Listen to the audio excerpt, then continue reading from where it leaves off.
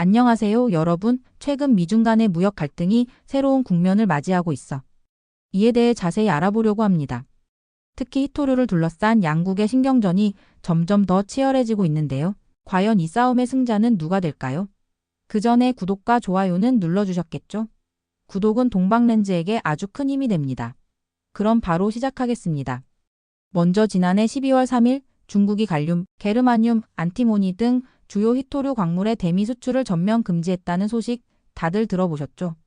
이게 바로 미국이 중국 반도체 기업들에 대한 제재를 강화한 데 대한 보복 조치였습니다. 여러분, 이 광물들이 왜 중요한지 아세요? 이들은 반도체, 군사기술, 청정에너지 등 첨단 산업에 없어서는 안 될 핵심 자원들이에요. 특히 중국이 이 광물들의 생산과 정제, 시장을 거의 독점하다시피 하고 있어서 미국 입장에서는 정말 아킬레스건을 찔린 셈이죠. 예를 들어볼까요? 갈륨은 오지통신, 위성 시스템, 레이더 등에 필수적이고 게르마늄은 광섬유와 적외선 카메라에 쓰입니다. 안티모니는 방탄복이나 야간 투시경 같은 군사 장비에 들어가요. 이런 걸 중국이 안 팔겠다고 하니 미국 정부나 기업들이 얼마나 당황했을지 상상이 가시나요? 그런데 말이죠. 이게 단순히 중국의 심술은 아닙니다. 사실 미국이 먼저 중국을 압박했거든요. 지난해 바이든 정부가 중국의 140개 반도체 기업에 대해 수출 제한 조치를 내렸어요.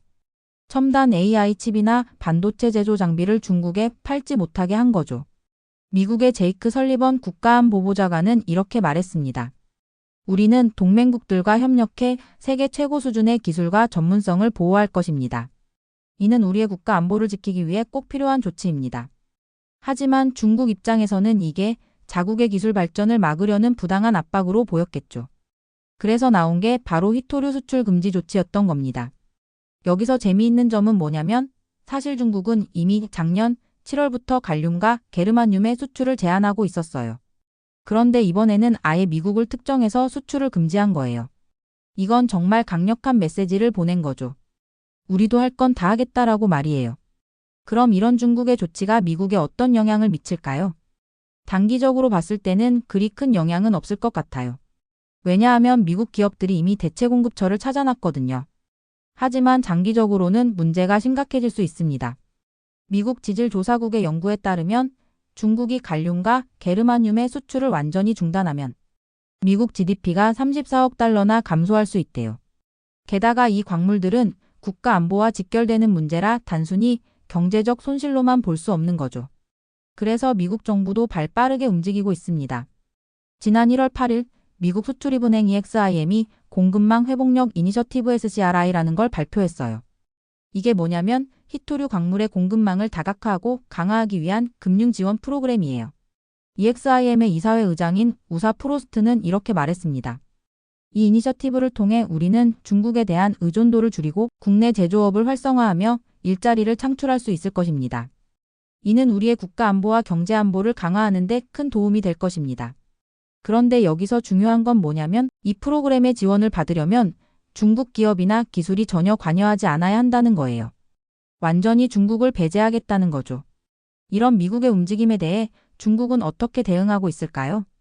중국 상무부 대변인은 이렇게 말했습니다. 미국의 이런 행동은 글로벌 공급망을 심각하게 교란시키고 있습니다. 우리는 필요한 모든 조치를 취해 우리의 권익을 지킬 것입니다. 그리고 실제로 중국은 작년 12월 21일 히토류 수출 및 분리기술의 수출을 금지하는 조치를 내렸어요. 이건 정말 강력한 카드입니다. 왜냐하면 중국이 이 기술을 독점하다시피 하고 있거든요. 이런 상황에서 트럼프 대통령 당선인의 입장이 주목받고 있습니다. 트럼프는 선거 기간 동안 중국에 대해 매우 강경한 입장을 보였죠. 그는 중국산 제품에 대해 10%의 관세를 부과하겠다고 했고 심지어는 60%까지 올리겠다고 했어요. 만약 트럼프가 이런 공약을 실천한다면 어떻게 될까요? 중국은 아마도 더 강력한 보복 조치를 내놓을 겁니다. 히토류 수출 금지 대상을 확대하거나 아예 모든 히토류의 수출을 중단할 수도 있어요. 그렇게 되면 미국 경제는 큰 타격을 입게 될 겁니다. 특히 첨단 기술 산업이나 국방 산업이 큰 어려움을 겪을 거예요. 하지만 중국 경제도 무사하지는 않을 겁니다. 히토류 수출은 중국의 주요 외화 수입원 중 하나니까요. 그래서 전문가들은 이런 극단적인 상황까지는 가지 않을 거라고 보고 있어요. 하지만 긴장 상태는 계속될 것 같습니다. 그럼 이런 상황에서 미국은 어떤 대안을 찾고 있을까요? 첫째, 국내 생산을 늘리는 거예요. 실제로 캘리포니아주의 마운틴 패스 광산이 2018년에 다시 문을 열었어요. 이 광산은 한때 세계 최대의 히토류 광산이었다고 해요. 둘째, 다른 나라와의 협력을 강화하고 있습니다. 호주, 캐나다, 일본 등과 함께 광물 안보 파트너십 MSP라는 걸 만들었어요. 이를 통해 히토류의 안정적인 공급망을 구축하려는 거죠. 셋째, 재활용 기술을 개발하고 있어요. 텍사스주의 히토류 자석 재활용 시설이 만들어졌다고 합니다. 하지만 이런 노력들이 얼마나 효과가 있을지는 아직 미지수예요. 왜냐하면 중국이 이미 너무 앞서 있기 때문이죠. 그래서 일각에서는 미국이 중국과의 협력을 다시 모색해야 한다는 목소리도 나오고 있어요. 하지만 현재의 정치적 분위기를 고려하면 이것도 쉽지는 않아 보입니다. 자, 지금까지 미중 간의 히토류 전쟁에 대해 알아봤는데요. 어떠셨나요? 이게 단순히 두 나라만의 문제가 아니라는 걸 아셨죠? 이 갈등의 여파는 전 세계로 퍼질 수 있어요. 예를 들어 우리나라의 반도체 산업도 큰 영향을 받을 수 있습니다. 히토류 가격이 오르면 반도체 생산 비용도 올라갈 테니까요. 그러면 우리가 쓰는 스마트폰이나 컴퓨터 가격도 오르겠죠. 또 신재생 에너지 산업에도 영향을 미칠 수 있어요. 풍력 발전기나 전기차 배터리에도 히토류가 들어가거든요. 그러니까 우리의 탄소 중립 목표 달성에도 차질이 생길 수 있는 거예요.